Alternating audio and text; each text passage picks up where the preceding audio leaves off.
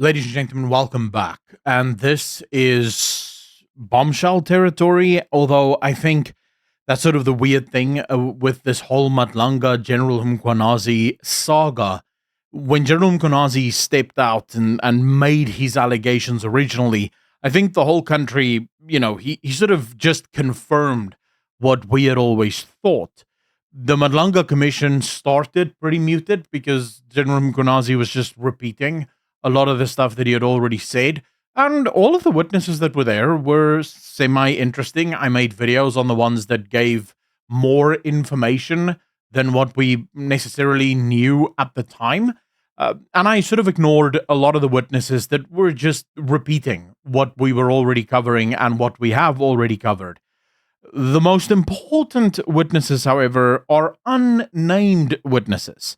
And this is Witness C, or at least only known as Witness C, that has now spoken to the Madlanga Commission and have revealed just how deep the rot in our police service actually goes. Just to very quickly catch you guys up so you know where we are, Cat Matlala was arrested for trying to get his girlfriend, or at least ex-girlfriend, killed. He tried to assassinate her. This led to an arrest. The arrest then led to an unearthing of, well, it's a mess. They found messages on his phone to a man by the name of Brown Magotsi. They found messages on his phone on WhatsApp between him and then Police Commissioner Mchunu.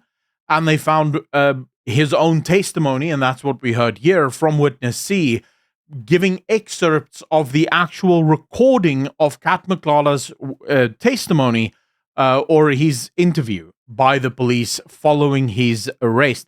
And as it turns out, Cat Matlala had very little in the way of loyalty. The second they caught this guy, he started singing like a canary. He's just throwing everyone under the bus.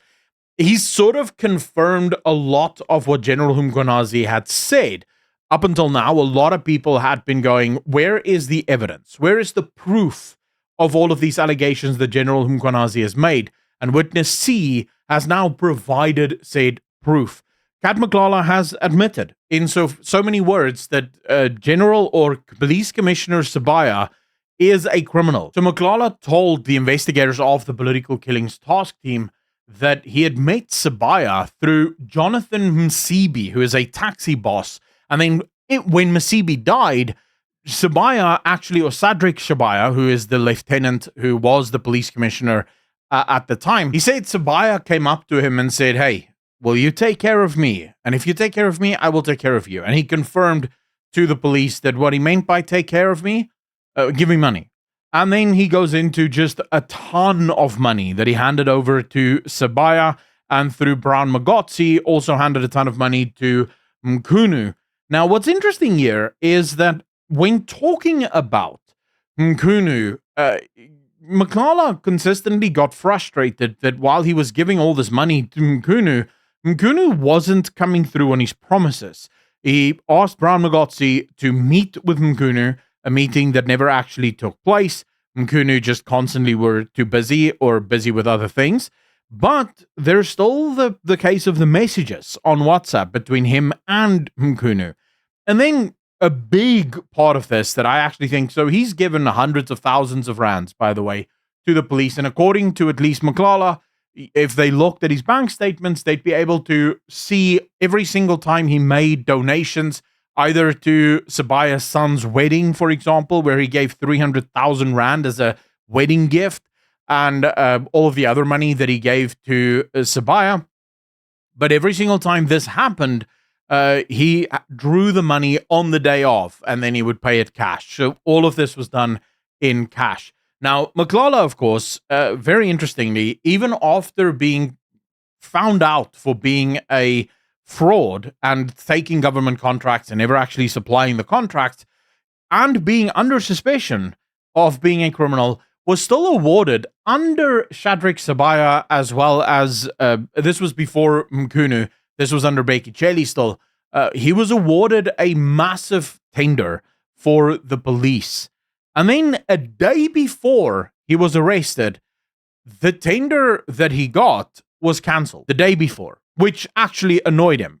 Because at this time, he didn't know that he was going to be arrested. He just saw that suddenly the tender has been cancelled, and Sibaya just said, yeah, this is what it is. I personally find the timing incredibly suspicious. The police minister, specifically the one that Mkhunu is made out to be, being so connected to a lot of the corrupt cops in our country, would probably have known that Cat Matlala is about to be arrested. And in knowing that Cat Matlala is about to be arrested, also understood that if there are any open stuff that could connect him as well as Sibaya to Cat Matlala, this would be bad.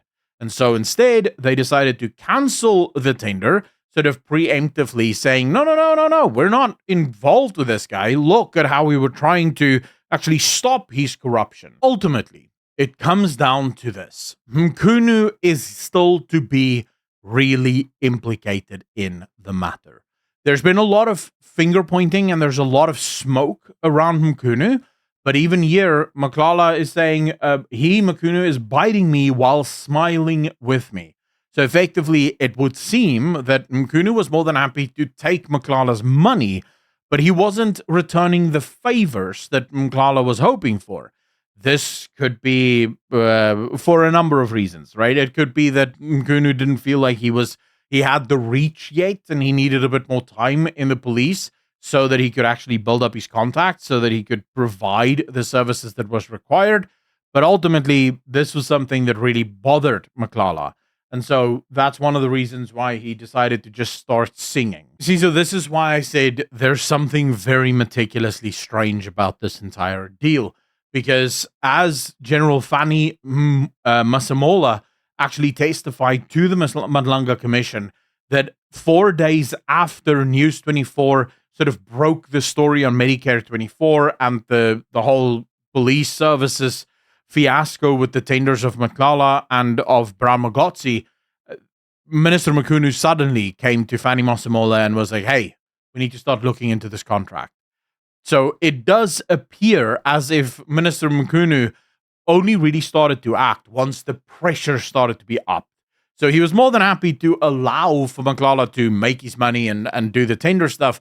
But then when they started to realize that, hold on, there's a lot more pressure now, the heat is starting to turn up, suddenly they were like, okay, wait. Let's cut our losses here. This is not going to work out for us. However, Matlala suggests that actually Mkhunu was simply angry at him because he did not agree that the police should have been arrested. He had different ideas for what they could do with the political killings task team and all the rest of it. And he said to investigators, this is Matlala saying this, remember, after I did not agree to get you guys arrested, the minister also got angry and gave the instruction that they must cancel my contract. So I heard at the meeting. I was told that we have received an instruction to cancel your contract. After that, a letter was sent. Obviously, that would be written by Fanny Masemola saying, we have cancelled your contract based on this.